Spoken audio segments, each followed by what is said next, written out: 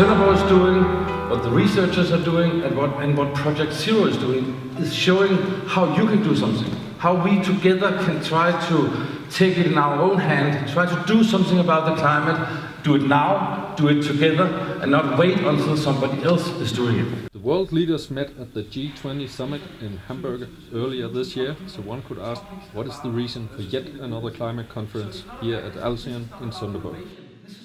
But the 100% climate conference was not just important, it was absolutely necessary, as the climate changes not only demands action on a national level, but also among cities, industry and civilians. A lot of people are saying that COP15 in Copenhagen 2009 was a big failure. And of course it was a failure that the agreement wasn't ambitious and wasn't settled in a way everybody had hoped or expected. But there was one very, very important knowledge taken out of Copenhagen 2009. And that is, if we want to solve the climate crisis, it's not enough that the leaders of the state is taking action. They can do a lot, and it's important that the leaders of the state, and especially right now where we have all this discussion about the United States, of course the leaders of the states are very important, but without the leaders of the cities, without the leaders of the companies, without the researchers, without the civil society, and without you and me, we cannot solve this problem. And that was the knowledge taken out of Copenhagen. The speakers made it very clear that action is needed not next year, not next month, but now. They encouraged the scientists among the audience to speak up and make their voice heard in the public debate. We must not slacken our efforts, quite the contrary. We have to increase our efforts to fulfill the Paris Agreement.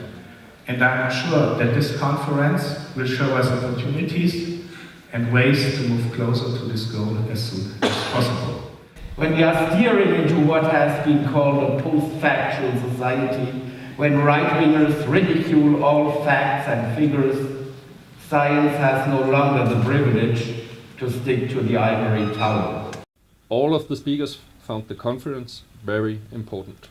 Men den er vigtig, fordi vi nu er nået til et punkt i Project Zero, hvor vi også skal vise, at det her det er ikke bare i gåseøjne, bare for at hjælpe verden, men det er faktisk også for at hjælpe det her område til at skabe nye arbejdspladser, en ny udvikling. Først og fremmest er det jo vigtigt, at vi holder en international konference her, hvor vi får lejlighed for at drøfte en af tidens vigtigste dagsordner, nemlig klimaforandringer og hvad vi gør ved det.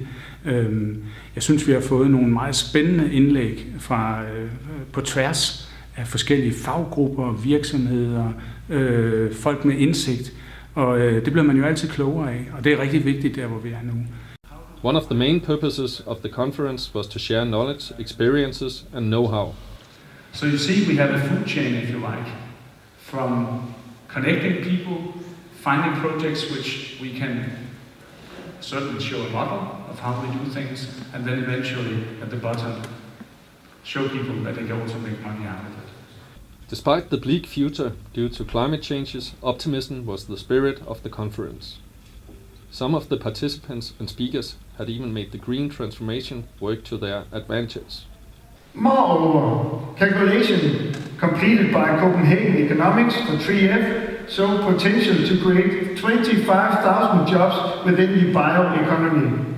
These are jobs in agriculture, fisheries, transport, building and construction, industry and food production, and that is job for unskilled, skilled and academics. Conclusion: the Danish-German border region cannot save the world by itself, but the region can function as a pioneer and lead the way. The future we want is not marked by simply goals to achieve.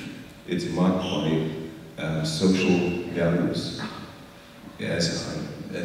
I mean, an open, transparent and inclusive society needs empathy and consistent leadership. Så ja, jeg tror på, at det kan lade sig gøre, men det kræver, at du og jeg, og primært byerne, træffer nogle meget komplicerede og meget store beslutninger nu.